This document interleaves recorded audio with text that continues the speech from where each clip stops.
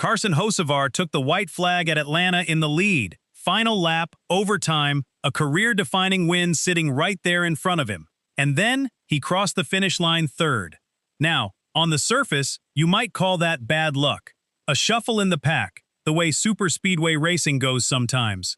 But it wasn't luck, because two of the most respected voices in the entire sport have now come out and said the exact same thing.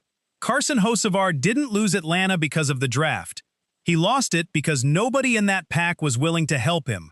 And then Denny Hamlin revealed something genuinely stunning. He said that in the drivers' meeting that very weekend, there were drivers who openly stated that no matter what, they will not push Carson Hocevar. Not this week, not ever. So today, we're breaking down what actually happened on that final lap, the bombshell that drivers are refusing to work with him, why his own aggressive style built this trap, and the genuine paradox sitting at the heart of it all. Stay with me. Welcome back to Freedom Line News, the channel where we don't just chase the drama, we break down what really happened. If you're new, hit subscribe. This community is growing every week. Let's get into it. Let's start with the finish itself. The Quaker State 400 at Atlanta went to overtime after a late crash involving Kyle Larson.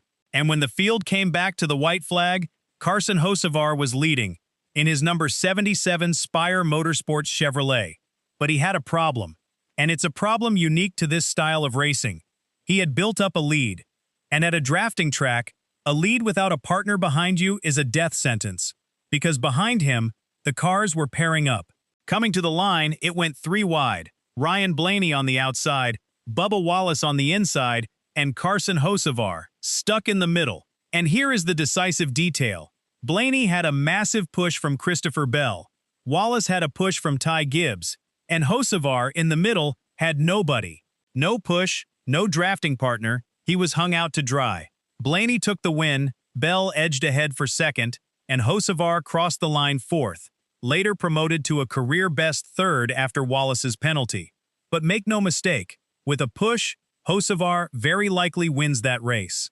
He had the lead. He just had no friends. And that's not me editorializing. That is the direct assessment of Kevin Harvick, a future Hall of Famer, who broke it down on his show. Harvick pointed straight at Christopher Bell's decision in those final moments. Bell had to choose which car to push, and Harvick said it was very evident that Bell was making the choice to not push Carson Hocevar. Harvick, who raced with a hard edge himself, said he had been in that exact scenario, where you simply don't have any friends on the racetrack. And then came the truly damning part, from Denny Hamlin. On his podcast, Hamlin revealed that in the competition meeting that weekend, there were drivers who said, out loud, that no matter what, they will not push Carson Hocevar. Think about how extraordinary that is. In superspeedway racing, drivers help each other constantly, across team lines, across manufacturer lines, because they physically need each other to go fast. For drivers to openly agree to withhold that help from one specific competitor is not a rivalry. That is a meaningful chunk of the garage deciding that one driver simply hasn't earned their cooperation. And to understand why, you only have to look at Hocevar's season. He was involved in a massive 9-car crash at Michigan. He tangled with Zane Smith at Chicagoland. He spun Denny Hamlin at Sonoma. Earlier in this very Atlanta race, he pushed Ryan Blaney into a spin. He even left his own iRacing mentor, Ross Chastain, hung out without a draft. This is a driver who, race after race, has taken from other drivers without giving anything back. And at Atlanta, the bill finally came due. But here is where this gets genuinely fascinating, and where most of the coverage stops short. Because it would be easy to say, simply, that Hocevar is too aggressive and it's costing him. But the truth is a real paradox, and it cuts both ways. Because that exact same aggression is the entire reason he was leading in the first place. Hocevar drove from 2 laps down all the way to the front of the field. His car all night was, in one writer's words, worth the price of admission alone. The fearlessness that makes other drivers not want to help him is the very same fearlessness that makes him a genuine threat to win every single week. And here is the delicious irony that proves the point. Race winner Christopher Bell actually admitted that it was Hocevar's own aggressive push earlier in that final sequence that helped break Bell free and set up his run to the front. So Hocevar's aggression literally helped the man who beat him. His greatest weapon and his greatest liability are the exact same trait. And this is exactly why Denny Hamlin's advice to him was so pointed. Hamlin compared it to the famous feud between Matt Kenseth and Joey Logano back in 2015, where Logano's failure to smooth things over led to Kenseth wrecking him and ending his championship hopes. Hamlin's point was simple. Aggression is fine, but you have to manage the aftermath. He pointed to Dale Earnhardt, a driver as ruthless as anyone who ever lived, who would still come to you afterward and say he was sorry, make you feel like a friend, and help you get over it. Earnhardt won constantly and kept his allies. That combination, hard on the track, respectful off it, is the one thing Hocevar hasn't figured out yet. You cannot, in Hamlin's framing, disrespect people both on and off the track and still expect their help at the very moment you need it most. So this leaves Carson Hocevar at a genuine crossroads, and it is the central question of his young career. Because his response to all of this, so far, has essentially been, "I'm here to race, not to make friends." And there is a real romance to that.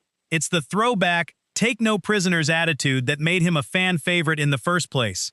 Even Dale Earnhardt Jr. has said he doesn't want Hocevar to change, because the chaos he brings genuinely makes the racing better. But Atlanta put a concrete price tag on that philosophy. It cost him a win, a real, tangible victory, taken away not by a faster car, but by a pack full of drivers who chose, deliberately, to let him hang. And now that drivers have said it out loud, that they will not push him, that price is not going away. Every drafting race for the rest of this season, Hocevar is going to be racing at a structural disadvantage that has nothing to do with his talent and everything to do with his reputation. So the question becomes, does he adapt, extend an olive branch, start banking some goodwill? Or does he double down, keep racing angry, and accept that he may simply have to win in spite of the entire garage? Because make no mistake, the speed is absolutely there. Hocevar is one of the most naturally gifted young drivers in the whole sport. The only thing standing between him and victory lane right now isn't his right foot. It is every other driver's decision about whether to help him get there. So now I want to hear from you. Do you think Carson Hocevar needs to change his approach and start making some allies? Or do you love the throwback, take no prisoners style, and want him to keep racing exactly the way he is? And the big one, can a driver actually win a super speedway race when a good chunk of the garage has decided not to push him? Drop it in the comments, hit like, and subscribe to Freedom Line News, where we cover every NASCAR story with the detail it actually deserves. Thanks for watching. See you in the next one.